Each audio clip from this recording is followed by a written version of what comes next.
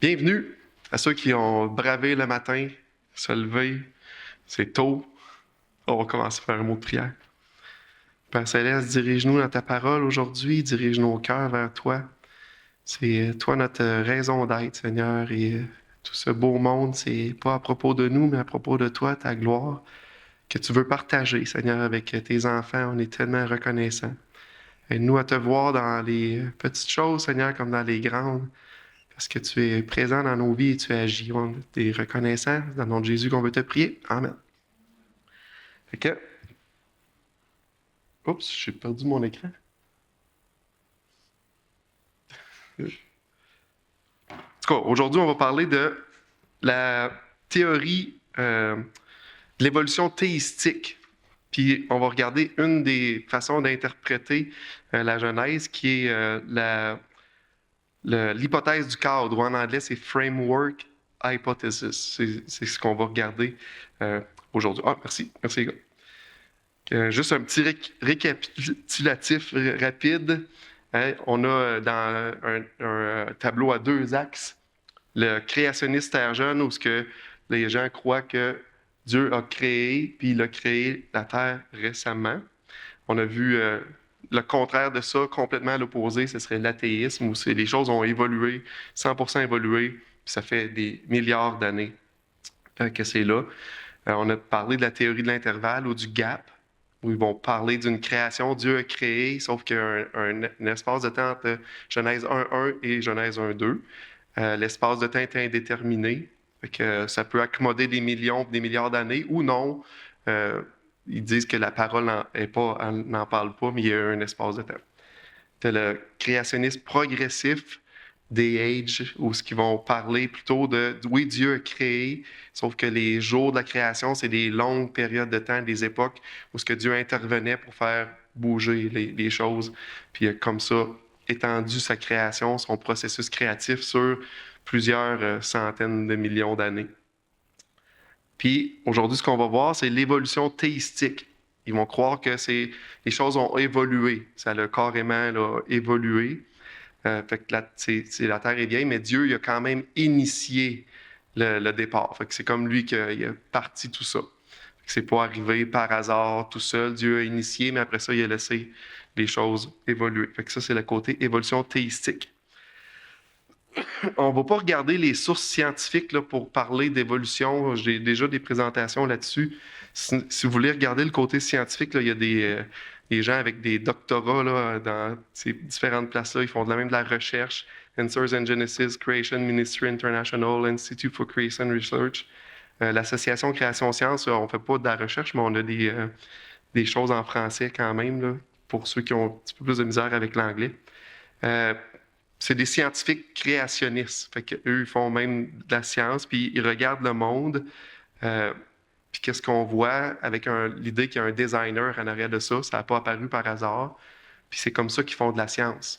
On a toutes des présuppositions. Puis eux, ils partent avec la présupposition qu'il y a un designer, puis qu'il y a quelque chose d'intelligent en arrière. Puis c'est ce qu'on devrait voir quand on étudie.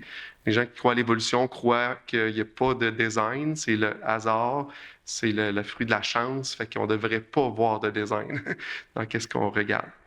Fait que c'est deux façons très différentes de voir les choses. Si on veut parler d'évolution théistique ce matin, un des groupes qui en parle le plus présentement, même dans le monde chrétien, parce que là, on parle d'évolution théistique, théiste pour Dieu, fait que c'est comme Dieu a dirigé l'évolution. C'est Francis Collin. Lui, c'est le fondateur de Biologos. Ça l'est le groupe qui en parle beaucoup de ça. C'est un groupe évolutionniste théistique. Francis Collin, c'est l'ancien directeur du NIH, National Institute of Health des États-Unis, pendant une douzaine d'années, entre autres pendant la période COVID, c'était lui qui était là. C'est lui aussi qui a été en charge du projet Génome, de décodage du génome humain, puis le projet ENCODE, où ils ont pris carrément tout le génome humain, puis ils l'ont tout décodé lettre par lettre, là, notre ADN. Fait qu'il était en charge de ça, c'était un chrétien, c'est intéressant. Sauf que sa vision de la création ou de l'acte créateur n'est pas ce qu'on pourrait penser, là, ou ce que moi je pense. Là. Lui, voici sa définition, puis qu'est-ce qu'il en tient, puis qu'est-ce que Biologos enseigne, en gros. Là. Dieu est le créateur de la matière, une matière intelligente avec des propriétés physiques qui a donné naissance à la vie, mais Dieu n'est pas le créateur des êtres vivants par une intervention directe. Fait que Dieu, lui, en gros, c'est comme si, on pourrait le voir, je l'explique souvent comme une table de billard, là, puis Dieu il aurait donné un coup parfait, puis que toutes les boules rentrent dans une shot. Là. Il aurait comme pitché ça là pour que les choses se placent par elles-mêmes. C'est un peu ce qu'ils vont croire, mais toutes choses ont évolué.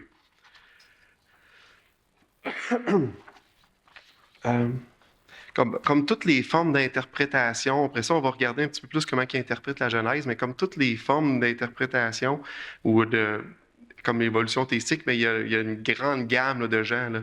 Il y a des gens qui vont croire que, je l'ai mis un peu sous forme de tableau, si on regarde la ligne en noir, là, il y en a qui vont croire que c'était complètement non guidé par Dieu, aléatoire à 100%, puis il y en a d'autres qui vont croire à l'évolution théistique, mais ils vont dire, OK, c'est guidé, mais partiellement aléatoire. Fait que, il y a une gamme, là. Faut pas penser que tout est noir et blanc pour ceux qui croient à l'évolution théistique, puis il y a une grande gamme de ça. Puis on va regarder un petit peu la différence des interprétations pour chacun. Si on regarde le point de vue cosmologique, où les gens ils vont croire qu'il y a eu un Big Bang de 13,7 milliards d'années, puis que là, il y a eu une évolution stellaire où que les particules qui étaient parties de tout partout se sont rassemblées pour faire des galaxies, des étoiles, des systèmes de planètes, tout ça. Mais eux, ceux qui disent que c'est non guidé par Dieu, ils disent que Dieu a juste provoqué le Big Bang, puis a permis au processus naturel de former l'univers sans aucun aide extérieure. Fait que là, ils vont dire, c'est vraiment, Dieu a juste fait le clic pour que, pouf, tout parte. Puis il a mis à existence toutes les choses.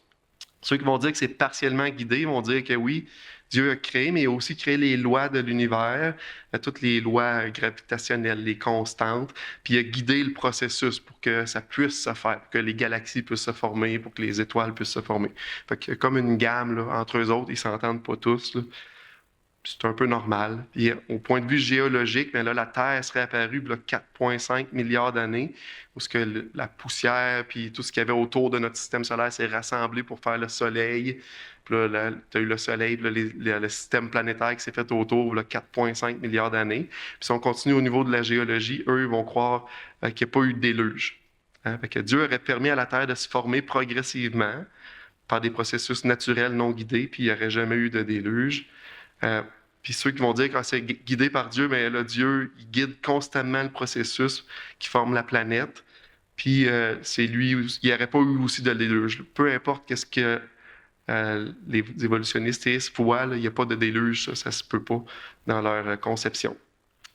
C'est un petit peu qu'est-ce qu'il y en a. Entre autres, notre Terre, pourquoi qu'on a de l'eau? C'est parce qu'il y aurait eu des bombardements de comètes, de glace qui auraient fait que notre Terre, qui était une boule de magma un jour, s'est refroidie, qu'il y a pu avoir de l'eau à la surface. Et puis c'est tout le processus-là qui aurait pris des milliards d'années.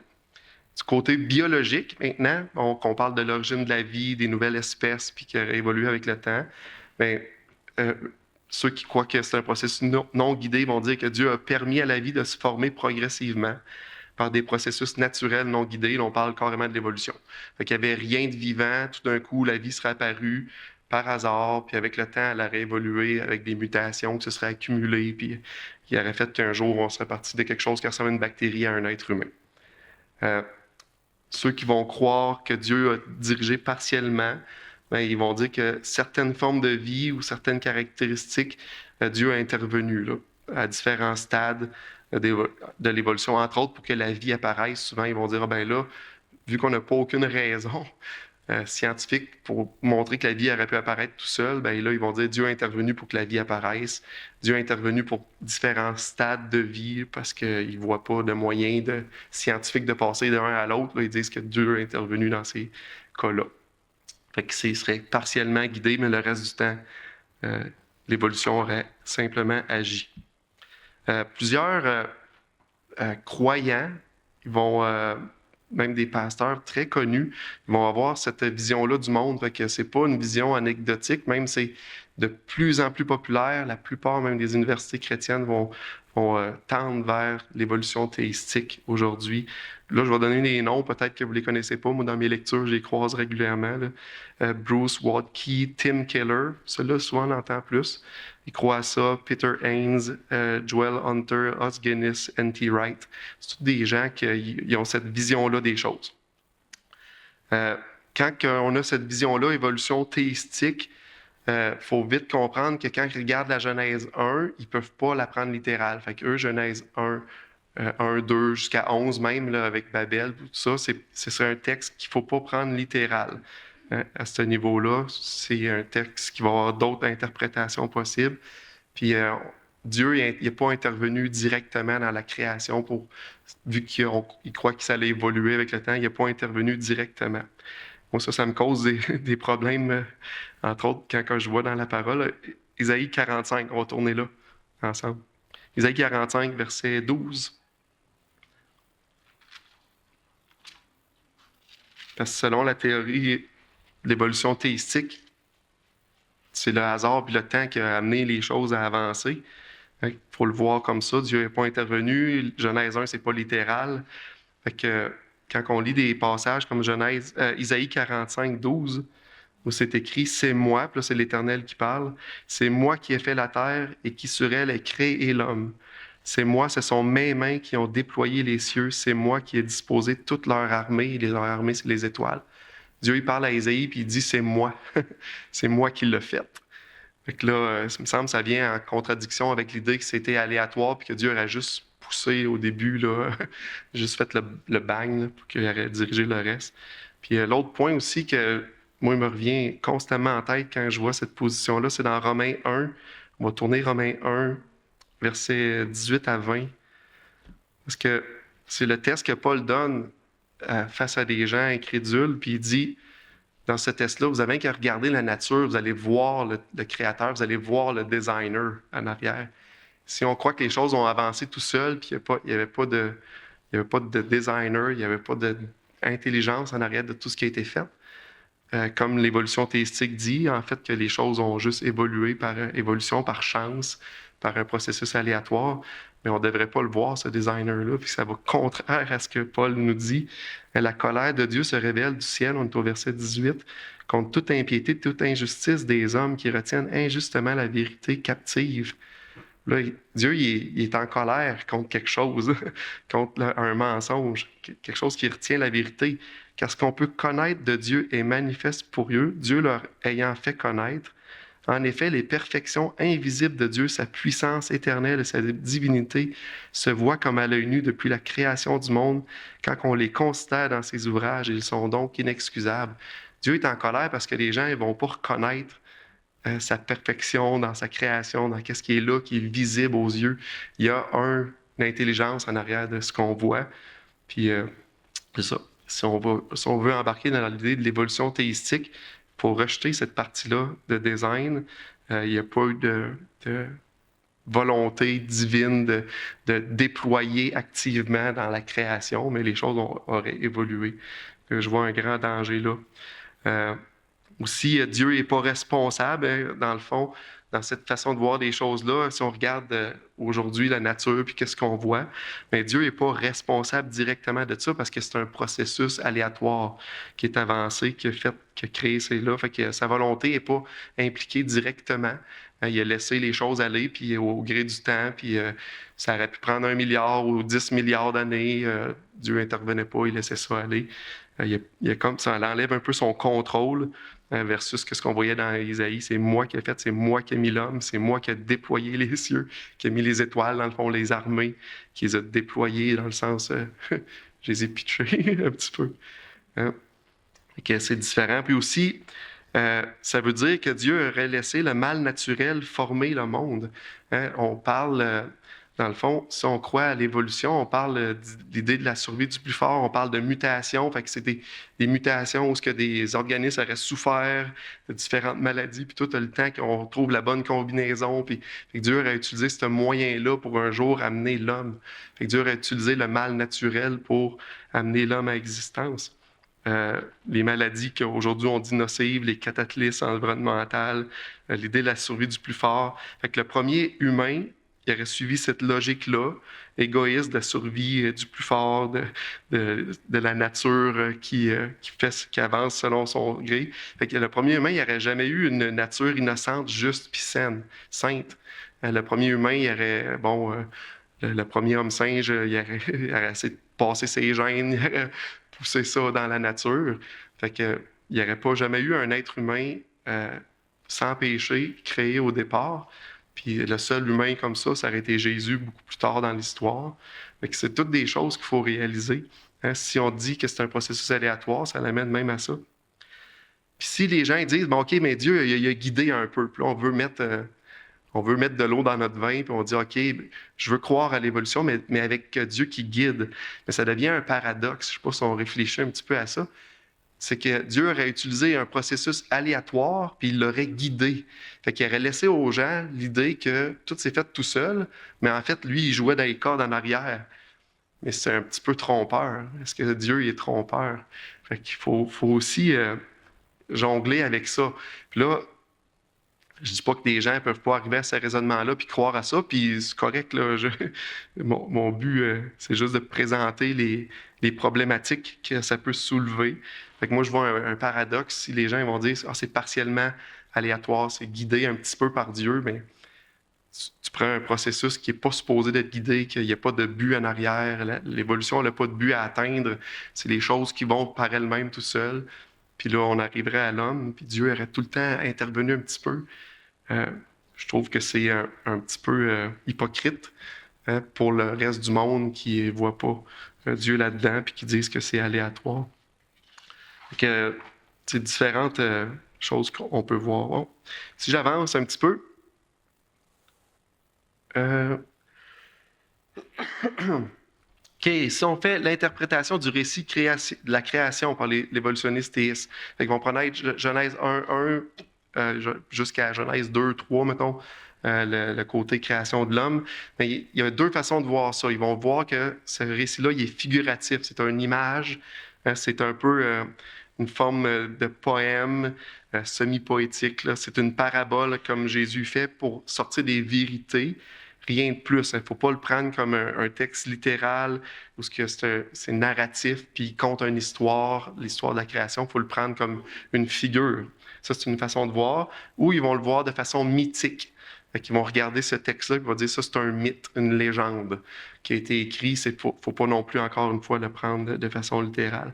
Aujourd'hui, moi, je vais regarder avec vous la façon figurative que les gens essayent d'interpréter Genèse 1. Puis une de ceux-là, une des plus populaires, c'est le framework hypothesis ou l'hypothèse du cadre. Un frame, un cadre. Fait que là, il faut voir un petit peu ça de ce modèle-là. Ce qui est intéressant aussi, c'est que les deux approches, que ce soit mythique ou figurative, quand que les gens ils vont parler d'évolution théistique, ils vont ramener ça aux anciens documents trouvés au Moyen-Orient, Proche-Orient, puis ils vont dire il faut comprendre la Genèse comme un texte écrit du Moyen-Orient de l'époque, la Mésopotamie, puis ces coins-là. Puis eux, ils employaient des mythes, ils employaient des légendes, ils essayaient de mettre des images là-dedans. Puis Moïse, c'est tout simplement ça qui est écrit.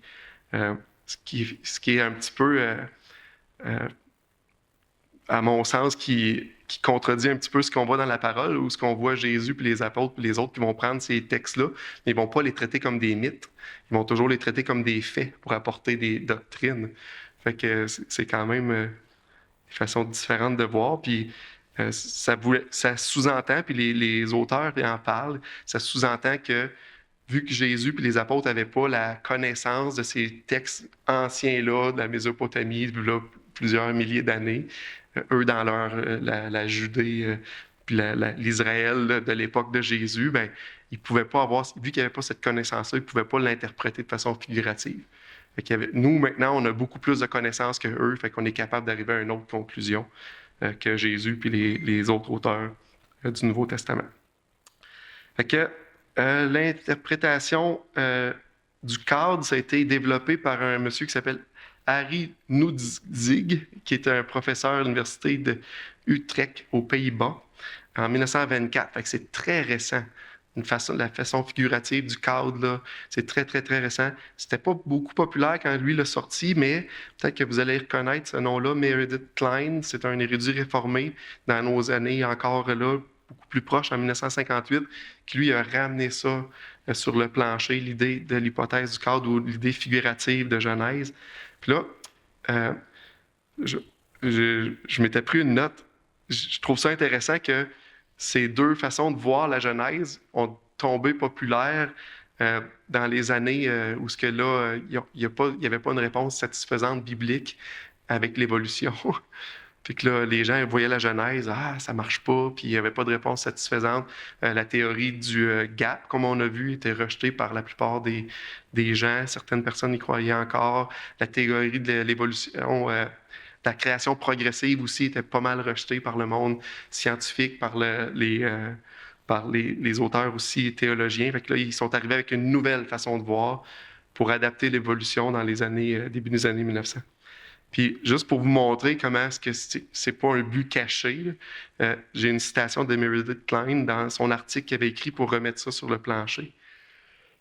Ça dit: l'objectif principal de cet article est de réfuter l'interprétation littérale de la création en 6 jours de la Genèse, proposée par les théoriciens de la Terre jeune. En même temps, les preuves exégétiques présentées réfutent également la théorie du créationnisme progressif. Fait qu'il il élimine tout ce qui est créatif, le créateur, où le créateur intervient directement. Dans le fond, c'est ça qu'il était prêt à dire, soit Terre jeune ou progressif. La conclusion en ce qui concerne le calendrier, la durée, la séquence des événements est que le scientifique est libre de contraintes bibliques dans ses hypothèses sur les origines cosmiques. Dans le fond, il est après dire, j'ai amené cette théorie-là pour que le scientifique puisse naviguer là-dedans et qu'il se sente pas mal versus son interprétation de la Genèse. Ça, c'est Meredith Kline. Il y a un Français, aussi un théologien français, Henri Blocher, peut-être qu'il y en a qui connaissent. Il a la même approche. Hein? Là, il parle de l'hypothèse du cadre. Cette hypothèse surmonte un certain nombre de problèmes qui ont tourmenté les commentateurs, notamment la confrontation avec la vision scientifique du passé le plus lointain. Fait qu'on voit que cette hypothèse-là du cadre puis d'interprétation de la Genèse, c'est pour accommoder la science. C'est pas je pars de ce que la Bible a dit, puis je vais interpréter la Bible avec la Bible, mais plutôt on va accommoder la science parce que l'évolution est un fait, fait qu'il faut essayer de voir comment la création, on pourrait l'expliquer, comment on pourrait expliquer ces passages-là. Fait que ça, c'est un petit peu l'arrière-plan qui en est sorti de ça. Puis là, je vais vous montrer c'est quoi leur interprétation figurative, puis comment le voir. OK, on le voit ici comme un cadre, dans le fond. Il faut voir la création, les 6 jours de création. Il y aurait eu les premiers jours, c'est la création des royaumes, où ce que Dieu aurait créé, c'est pour ça qu'ils appellent ça semi-poétique. Dieu aurait créé ses royaumes, ses aires d'activité. Puis après ça, les autres, il aurait créé ses souverains, c'est ceux qui allaient régner sur ces royaumes-là. Puis là, ils disent, vous voyez comment c'est placé, puis c'est bien fait. Fait qu'il faut le voir de cette manière-là. Un peu comme, c'est pas une séquence chronologique, mais tu as le jour 1 qui match avec le jour 4, le jour 2 va matcher avec le jour 5, puis il faut le voir un peu de cette façon-là. Création de royaume, création des souverains qui règnent sur ces royaumes. Puis là, quand on regarde ça comme ça, et on pourrait dire, c'est vrai, ça pourrait faire du sens. Hein? Jour 1 crée la lumière, jour 4 crée ce qui produit la lumière. Les étoiles, le soleil, la lune, c'est les souverains sur la lumière. Le jour 2, il crée les étendues, le ciel puis l'eau. Il sépare l'eau d'en haut puis l'eau d'en bas. Là, j'ai marqué, eux, ils marquent la mer, mais c'est pas écrit la mer dans la Bible. Il dit qu'il sépare l'eau.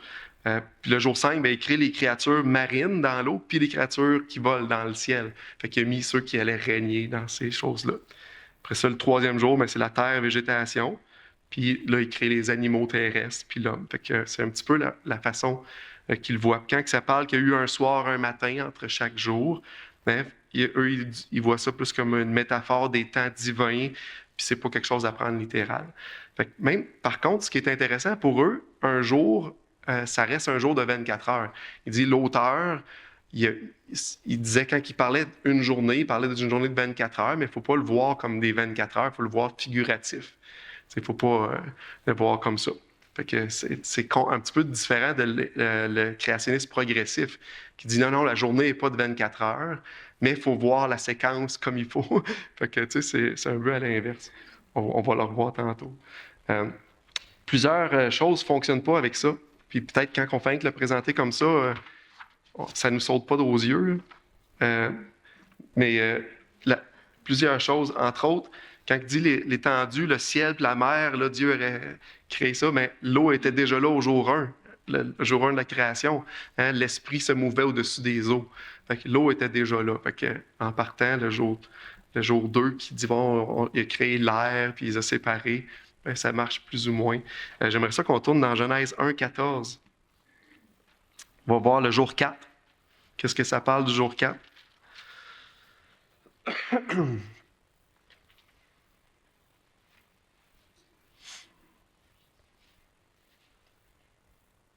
Genèse 1, 14, ça dit, Dieu dit qu'il est des luminaires dans l'étendue du ciel. Hein? L'étendue du ciel, c'est vraiment ce qu'on voit là, au jour 2, le firmament qui est comme séparé. Là. Fait que le jour 4, les luminaires ont été créés, si on prend leur logique, pour régner sur l'étendue du ciel. Ils ont été créés pour remplir l'étendue du ciel qui est le jour 2. Fait que y a plus, ça ne matche plus. Là. On voit une petite ligne diagonale. Là. Puis ça, c'est qu'est-ce qu'on lit carrément dans la parole. Hein? Les luminaires ont été créés pour l'étendue du ciel. Après ça, si on regarde le jour 5, dans Genèse 2, versets 9, 10. Pas Genèse 2, excuse, Genèse 1, c'est le jour 2. Genèse 2, verset 9, 10. On dit, Dieu dit que les eaux qui sont au-dessous du ciel se rassemblent à un seul lieu et que le sec paraisse. Et ce fut ainsi. Dieu appela le sec terre et l'amas des eaux mer. Dieu vit que cela était bon. Là, ça, c'est quel jour, vous pensez?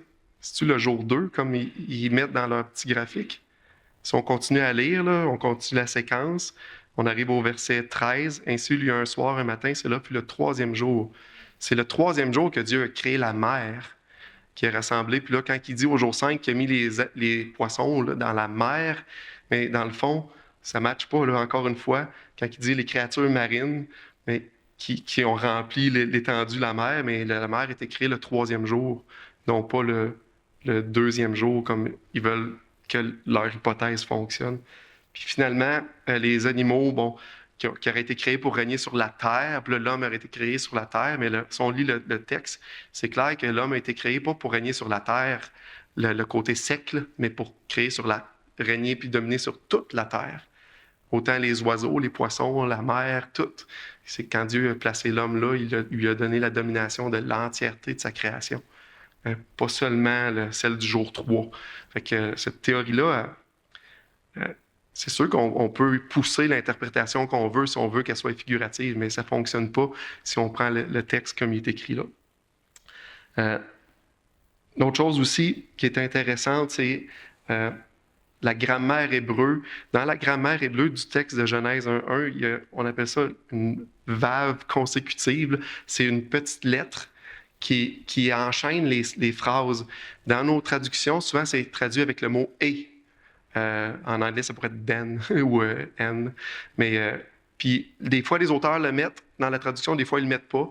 Mais ça représente quelque chose de consécutif. Puis là, j'ai mis la version Darby parce qu'il est plus littéral mot pour mot. Là. Puis il a mis le « et » plus souvent que dans ma version, moi, mettons Louis II. Mais voici qu'est-ce que ça relaire. Au commencement, Dieu créa les cieux et la terre, et la terre était désolation et vide, il y avait des ténèbres sur la surface de l'abîme, et l'Esprit de Dieu planait sur la surface des eaux. Puis à chaque fois qu'il y a un « et », c'est comme, il y a ça, ensuite ça, ensuite ça. C'est comme c'est consécutif. Le mot là, c'est comme la verbe consécutive. Là. Fait que vous voyez le « et » comme un « ensuite ». Ensuite, Dieu dit que la lumière soit. Ensuite, la lumière fut. Ensuite, Dieu dit que vit que la lumière était bonne. Ensuite, Dieu sépara la lumière d'avec les ténèbres. C'est vraiment l'idée d'une séquence, quelque chose de consécutif. Cette petite lettre-là, dans le texte, c'est ça qu'elle veut dire. Fait que si on fait juste prendre le texte tel quel, avec l'hébreu, la grammaire hébreu, mais on voit une séquence dans le texte. Fait que dire que c'est figuratif, c'est de ne pas prendre le vocabulaire hébreu, le texte hébreu tel qu'il est habituellement traduit et compris. Fait que là, pour Genèse 1 à 11, il faudrait lui donner une autre interprétation. Pourquoi? Ultimement, parce qu'on veut accommoder les gens qui font de la science et qui ne veulent pas croire un texte littéral. Mais Moïse, c'est une histoire qu'il a contée, c'était séquentiel, c'était un récit, pas un mythe, un récit séquentiel. On peut voir dans la parole comme ça. Ensuite, on arrive au 7e jour. Quand on arrive au 7e jour de la création, eux, ils vont dire que c'est un jour continu, un jour qui n'arrête pas. On peut tourner dans Genèse. Je pense que je l'ai mis là. Une des raisons pourquoi ils disent ça, c'est qu'il n'y a pas l'expression un soir, un matin. Hein, ils disent bon, Dieu acheva au 7e jour son œuvre qu'il avait faite. Il se reposa au 7e jour de toute son œuvre qu'il avait faite. Dieu bénit le 7e jour et le sanctifia parce que quand ce jour, il se reposa de toute son œuvre qu'il avait créée en le faisant. Fait qu'il faut comprendre qu'il n'y a pas la formule un soir, un matin. Eux, c'est un jour continu, vu qu'il n'y a pas le début et la fin. Qu'est-ce que moi, j'interprète quand je vois ça? Il y a eu la formule un soir, un matin, c'était l'idée de l'histoire consécutive.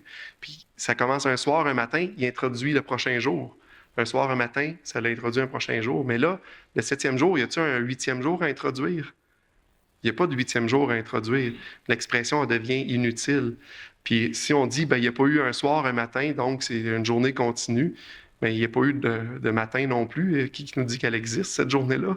Fait que faut pas le voir limité comme ça. Il faut voir le message que Dieu amenait au travers de sa parole, une histoire consécutive. Quand il arrive au 7e jour, ça l'arrête là. L'acte créateur de Dieu est arrêté. Maintenant, est-ce que le 7e jour, c'était une journée normale? Bien, les journées ont continué. Là. Le soleil continuait à tourner, fait que les journées étaient des journées quand même normales. Je l'avais déjà parlé l'autre fois. 2 fois dans Exode, le même auteur, Moïse, là, ramène ça. Car en 6 jours, l'Éternel a fait les cieux et la terre, et les cieux, la terre, la mer, et tout ce qui est contenu, et s'est reposé le 7e jour. C'est pourquoi l'Éternel a béni le jour du repos, il l'a sanctifié. Ce sera entre moi et les enfants d'Israël un signe qui devra durer à perpétuité, car en 6 jours, l'Éternel a fait les cieux, la terre. Le 7e jour, il a cessé son œuvre et il s'est reposé.